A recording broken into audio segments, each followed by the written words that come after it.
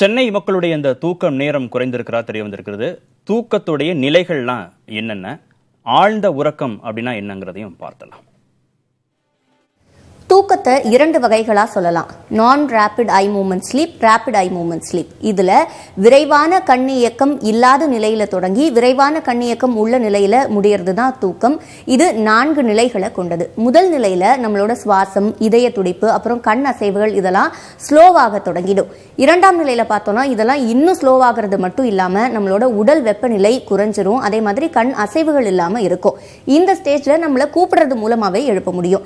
அதுவே 3ஆம் நிலை தான் நம்மள டீப் ஸ்லீப் அப்படின்னு சொல்றோம், ஆழ்ந்த உறக்கம் அப்படின்னு. இந்த நிலையில நமக்கு கூப்பிடுறது மூலமா எழுப்ப முடியாது. அதே மாதிரி நம்மளோட பிரெயின்கான வேவ்ஸ் ரொம்பவே ஸ்லோ ஆயிடும். அதனால நம்மளை தட்டுனா மட்டும்தான் எழுப்ப முடியும். இதுக்கு அடுத்த ஸ்டேஜ் தான் ஃபைனல் ஸ்டேஜ் அப்படின்னு குறிப்பிடுவாங்க. இதுல நம்மளோட கண் அசைவுகள் வேகமா இருக்கும். இதுல தான் நமக்கு கனவுகள் வரக்கூடிய ஒரு ஸ்டேஜ் அப்படின்னு சொல்லுவாங்க. இதுதான் ஃபைனல் ஸ்டேஜ். இதுல டீப் ஸ்லீப் அப்படின்றது 45 to 90 மினிட்ஸ் ஒரு சைக்கிளுக்கு நடக்குது. இந்த சைக்கிள் ரிப்பீட் ஆயிட்டே இருக்கும் அப்படின்றதுனால நம்ம ஒட்டுமொத்தமா எவ்வளவு நேரம் தூங்குறோம் அப்படின்றத பொறுத்து தான் ஆழ்ந்த உறக்கம் நமக்கு எவ்வளவு நேரம் இருக்கு அப்படின்றத நம்மளால டிசைட் பண்ண முடியும். குறிப்பா இளைஞர்களுக்கு ஆழ்ந்த உறக்கத்துக்கான நேரம் அதிகம் தேவைப்படுது அப்படின்னு மருத்துவர்கள் சொல்றாங்க. ஏன்னா ஆழ்ந்த உறக்கத்துல நம்ம இருக்கும் போதுதான் நமக்கான வளர்ச்சி இருக்கும். அதனால இளைஞர்களுக்கு அது அதிகம் தேவை அப்படின்னு குறிப்பிடுறாங்க. எக்ஸசைஸ் பண்றது மூலமா, ஸ்விம்மிங் பண்றது மூலமாலாம் ஆழ்ந்த உறக்கத்துக்கான நேரத்தை நம்மளால அதிகரிக்க முடியும். ஏற்கனவே ஒளிபரப்பான இந்த செய்தி தொகுப்பு தொழில்நுட்ப கோளாறு காரணமாக முழுமையாக ஒளிபரப்பு செய்ய முடியல. அதில் இருக்கக்கூடிய முக்கியமான சாராம்சங்களை பார்த்துட்டு நம்ம விருந்திட்ட பார்த்தலாம். இந்த செய்தி தொகுப்பு வந்துருச்சு, பார்த்துடலாம் மீண்டும்.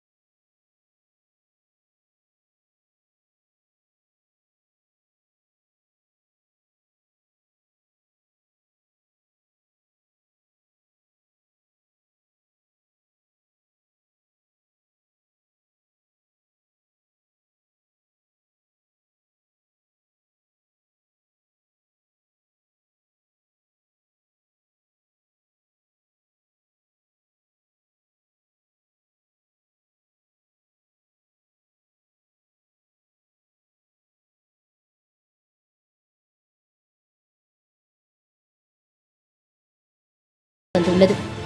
452 குடியிருப்பாளர்கள் மற்றும் 3833 தனிநபர்கள் இந்த ஆய்வில் உட்படுத்தப்பட்டனர். இவர்களில் பெரும்பாலானோர் வேலையற்றவர்கள் மற்றும் குறைவான ஊதியம் பெறுபவர்கள். தூக்கம் தடைபடுவதற்கு கொசுக்கள், வெப்பம் உள்ளிட்ட சுற்றுச்சூழல் காரணங்களும், மன அழுத்தம், வலி, பசி போன்ற மன மற்றும் உடல்நலன் சார்ந்த காரணங்களும் கூறப்படுகிறது. இவை தவிர கொரோனாவும் ஒரு முக்கிய காரணமாக பார்க்கப்படுகிறது. நாள் முழுக்க உழைக்கும் மனிதன் தனது ஓய்வு நேரத்தில்தான் மனதையும் உடலையும் இளைப்பாறிக் கொள்கிறான். ஆனால் தற்போதைய காலகட்டத்தில் வேலைப்பளு அதிகரிப்பு, எதிர்காலத்தை நோக்கிய சிந்தனை என மனிதரின் தூக்க நேரம் குறைந்துவிட்டது. இதனால் இளம் வயதினர் பலருக்கும் தூக்கமின்மை பிரச்சனை அதிகம் ஏற்படுகிறது. கடுமையான தூக்கமின்மை உடல் நலத்தை பாதிக்கும் என்றும் 45 விழுக்காடு இதய நோய் ஏற்படுவதற்கு வாய்ப்பிருப்பதாகவும் மருத்துவர்கள் கூறுகின்றனர். சர்க்கரை நோய், உடல் பருமன், அடிக்கடி உடல் சோர்வு ஏற்படுதல், ஞாபக சக்தி குறைதல் உள்ளிட்ட பல பிரச்சனைகள் ஏற்படும் எனவும் கூறப்படுகிறது. தூக்கமின்மை உடல் அளவில் மட்டுமல்லாது மனதளவிலும் பாதிப்புகளை ஏற்படுத்துகிறது.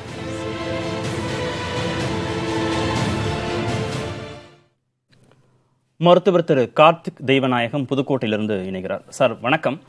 இந்த 5.5 மணி நேரத்துக்கு உள்ளதான் தூங்குறாங்க 95% பேர் அப்படின்ற ஆய்வில் தெரிய வந்திருக்கு. இப்போ இதுல இந்த நேரம் ரொம்ப முக்கியமா, இல்ல அந்த 5.5 மணி நேரமும் அவங்க சரியா தூங்காம 31 முறை விழிக்கிறாங்க அப்படின்ற அந்த தடங்கள் காரணமா?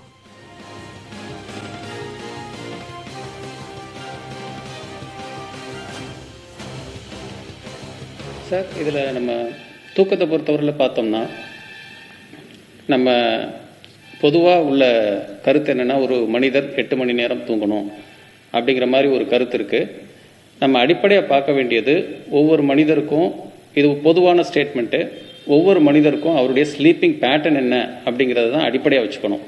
சில பேர் பார்த்தோம்னா, நம்ம செலிப்ரிட்டிஸ் எல்லாம் கேள்விப்பட்டிருப்போம், அவர் ஒரு நாளைக்கு 5 மணி நேரம் தான் தூங்குறாங்க, 4 மணி நேரம் தூங்குறாங்க, ஆக்டிவாக இருக்காங்க அப்படின்னு. ஸோ அதனால் நம்ம பொதுவாக பார்க்க வேண்டியது, அந்த நபருக்கு எத்தனை மணி நேரம் அவருக்கு ஸ்லீப்பிங் பேட்டர்ன் இருக்குது, எத்தனை மணி நேரம் தூங்குறாரு, ரெஃப்ரெஷிங் ஸ்லீப் இருக்குது, அது இப்பொழுது மாறி இருக்குதா அப்படிங்கிறத தான் நம்ம பார்க்கணும். இதுதான் அடிப்படையாக நம்ம பார்க்க வேண்டியது. ஸோ ஜென்ரலாக பொதுமைப்படுத்த தேவையில்லை. பொதுவாக குழந்தைகளுக்கு, சின்ன குழந்தைங்க 1 வயசு 2 வயசு கீழே இருக்கிறதெல்லாம் பெரும்பாலான நேரங்கள் தூக்கத்திலே கழிஞ்சிடும். 12 ஹவர்ஸ் 13 ஹவர்ஸ் தூக்கத்திலே இருக்கும். பெரிய ஆள் ஆக ஆக அந்த தூக்கத்தினுடைய தேவை குறையும், அளவும் குறையும். ஸோ அடல்ட்டுக்கு வந்து நம்ம 6லிருந்து 8 மணி நேரம் சொல்கிறோம். இது அடிப்படையாக சொல்லக்கூடிய ஒரு விஷயம். இதில் வந்து ஒரு இடையில் தூக்க டிஸ்டர்பன்ஸ், ஸ்லீப் டிஸ்டர்பன்ஸ் இல்லாமல் நல்லா தூங்கி காலையில் எந்திரிக்கும் பொழுது ஒரு ரெஃப்ரெஷிங்காக எனர்ஜியோட இருக்கிற மாதிரியான ஒரு ஃபீலிங் இருக்குது அப்படின்னா, மணி முக்கியம் அல்ல, எத்தனை மணி நேரம் தூங்கினோங்கிறது முக்கியம் அல்ல. சில பேருக்கு 6 மணி நேரமாக இருக்கலாம், சில பேருக்கு 8 மணி நேரமாக இருக்கலாம், சில பேருக்கு அது 9 மணி நேரம் கூட தேவைப்படலாம். தூங்கி எழுந்த பின்பு அது ரெஃப்ரெஷிங்காக இருக்கா, பாடி வந்து சுறுசுறுப்பாக இருக்கா, கலகலப்பாக இருக்கா அப்படின்னு பார்க்கணும். முன்னாடி இருந்த மாதிரியே இப்பவும் இருக்குதா அப்படிங்கிறதெல்லாம் பார்த்து அதை ஒட்டி தான் நம்ம வந்து தூக்கம் பற்றாக்குறை இருக்குதா இல்லைங்கிறத ஒன்று பார்க்கணும் சார். உடல்வாக பொறுத்து, வயதை பொறுத்து அந்த தூங்கும் நேரம் வந்து மாறிக்கிட்டே இருக்குமா, குழந்தை தொடங்கி பெரியவங்க வரைக்கும் இந்த இடைப்பட்ட காலத்தில்?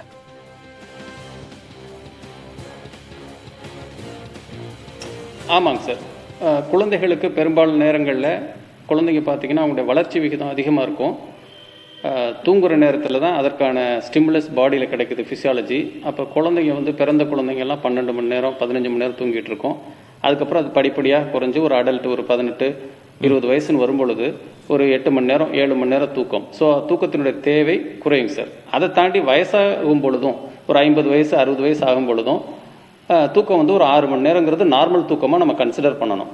அதுதான் இப்போ நம்ம பொதுவாகவே 8 மணி நேரம் அப்படிங்கிறப்போ எல்லாருக்குமே வயசானவங்களுக்கு என்ன தோணிடுது, ஒரு 6 மணி நேரம் 6.5 மணி நேரம் தூங்கினாலே தூக்கமின்மை அப்படிங்கிற மாதிரி நிறைய பேர் பதட்டமாயிடுறாங்க.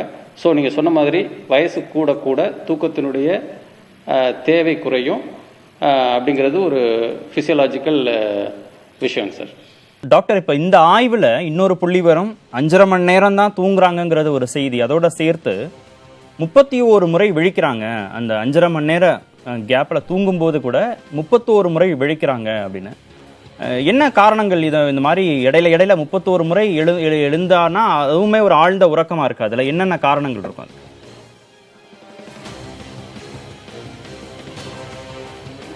சார், இப்போ இந்த நீங்கள் சொல்லக்கூடிய இந்த ஆய்வில் சொல்லக்கூடியது 5 மணி நேரத்தில் 31 முறை முழிக்கிறாங்க அப்படிங்கிறது கொஞ்சம் புதிய செய்தியாக இருக்குது எங்களுக்கு.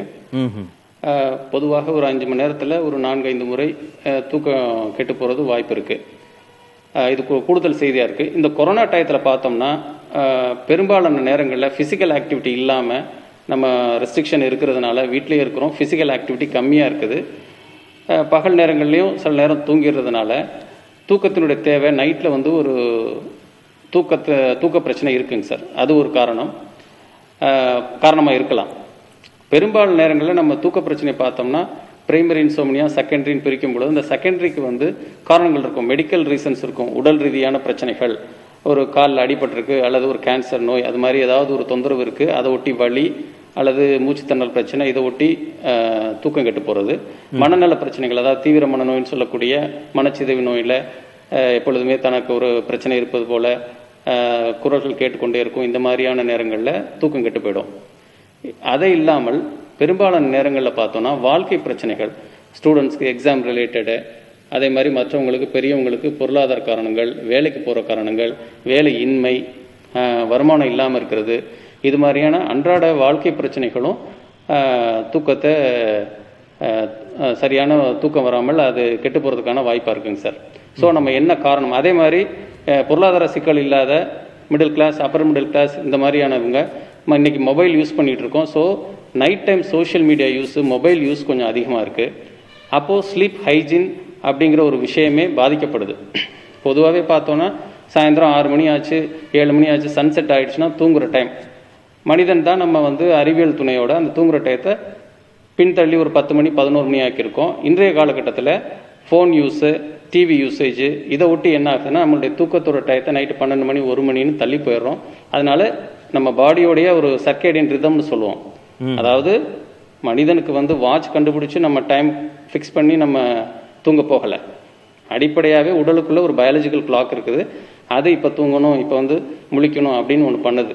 அந்த பயாலஜிக்கல் கிளாக்கே இப்போ வந்து பொதுவாக எல்லாருக்குமே, அது வந்து ஏழைகள் பணக்காரங்க அந்த வித்தியாசமே இல்லை, எல்லாருக்குமே அந்த பயாலஜிக்கல் கிளாக்கு டிஸ்டர்ப் ஆகும்போது அந்த ஸ்லீப்போட குவாலிட்டி எல்லாமே டிஸ்டர்ப் ஆகுதுங்க சார். இந்த 37 முறை டிஸ்டர்பன்ஸ் ஆகுது அப்படிங்கிறத கொஞ்சம் நம்ம கவனித்து பார்க்க வேண்டியது இருக்குங்க சார். என்னன்னு பார்க்கணும்.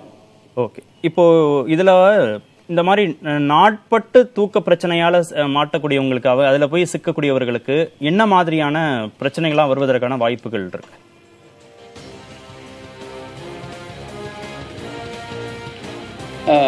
நாள்பட்ட தூக்கம் கெட்டு போகிறவங்களுக்கு வந்து மனதளவில் அடுத்த நாள் காலையில் பொதுவாகவே ஒரு சுறுசுறுப்பு இருக்காது, ஒரு இயல்பாக ஆக்டிவாக செயல்படக்கூடிய தன்மை குறைஞ்சு போயிடும்.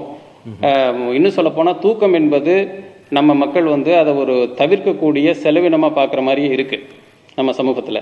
அது வந்து தூக்கம்ங்கிறது ஒரு தவிர்க்க முடியாத தவிர்க்கக்கூடாத ஒரு மூலதனம். ஏன்னா தூங்குறதுங்கிறது பாடி எல்லாமே செயல்பாடு நிறுத்திட்டு அது பாட்டுக்கு இருக்கிறது கிடையாது. பாடி செயல்பாடுகள் பேசல் ஆக்டிவிட்டி நடந்துக்கிட்டு தான் இருக்குது. ஆனால் பிரெயின் வந்து அதுக்கு தேவையான சில ஆக்டிவிட்டி, உதாரணமாக நம்மளுடைய மெமரி, ஞாபகம்னு சொல்கிறோம் இல்லையா, ஞாபக சக்தி, அந்த மெமரியை கன்சாலிடேஷன் எல்லாமே நைட்டில் தான் நடக்குது. உடலுக்கு ஏற்படக்கூடிய அந்த ஸ்ட்ரெஸ் எல்லாம் சரியாகிறதுக்கான வேலைகள் உடம்பு பார்த்துக்கிட்டு தான் இருக்குது. அந்த நைட்டில் தூங்கினா தான் அந்த தாக்கத்துலேருந்து வெளியில் வர முடியும். ஸோ தூக்கம் இல்லைங்கிறப்போ இது எதுவுமே சரியாக இருக்காது. அதனால பல பேர் என்ன சொல்லுவாங்க, ஞாபக மருதி இருக்குது, கான்சன்ட்ரேட் பண்ண முடியல, பழைய மாதிரி என்னால் வேலை செய்ய முடியல, அதே மாதிரி நைட்டு சரியாக தூங்கலைங்கிறப்போ பகல் முழுக்க அந்த குவாலிட்டி ஆஃப் லைஃபே மாறிடும். நல்லா பிரிஸ்காக ஆக்டிவாக ஒரு விஷயத்தை செஞ்சோம் அப்படிங்கிற மாதிரி இல்லாமல் ஏனோ தானோன்னு செஞ்சோம், பெர்ஃபார்மன்ஸ் குறைஞ்சி போயிடும். சில பேருக்கு இதனால் பதட்ட நோய், மனக்கவலை, மற்ற விஷயங்கள், உளவியல் ரீதியான பிரச்சனைகளும் வரும். இதை ஒட்டி இன்டர்பர்சனல் ரிலேஷன்ஷிப்பு, அவங்களுடைய பெர்ஃபார்மன்ஸே குறையும் போது வாழ்க்கை பிரச்சனைகளும் வரலாம். வேலையை சரியாக செய்ய முடியல, மற்றவங்களோட பழகிறதுல விஷயங்கள் வரும். இந்த மாதிரியான தொந்தரவுகளும் வரும் சார் லாங் டேர்மில். ஓகே, இப்போ இதெல்லாம் இந்த சென்னை போன்ற பெருநகரங்களில் தான் இந்த மாதிரியான பிரச்சனைகள் அதிகமாக இருக்கா, இல்லை கிராம பகுதிகளிலையும் இந்த தூக்கமின்மை பிரச்சனை இப்போ அதிகரிச்சிருக்கா? ஆமாங்க சார். இப்போ ஆஃப் லேட்டை பார்க்கும்போது இது சென்னை மட்டுமே உள்ள விஷயமா தெரியல. பொதுவாகவே எல்லா இடத்துலையுமே கிராமம் டவுன் அந்த வித்தியாசம் இல்லை, படிப்பு அந்த வித்தியாசம் இல்லை, எல்லா இடங்களிலுமே அந்த தூக்க பிரச்சனை அப்படிங்கிறது கொஞ்சம் இருக்குங்க சார். ஓகே, தொடர்ந்து பேசுவோம். டீட்டெயிலாக ஆய்வு பண்ணும்போது அந்த பர்சன்டேஜ், அந்த தீவிரம் தெரியும். ஓகே.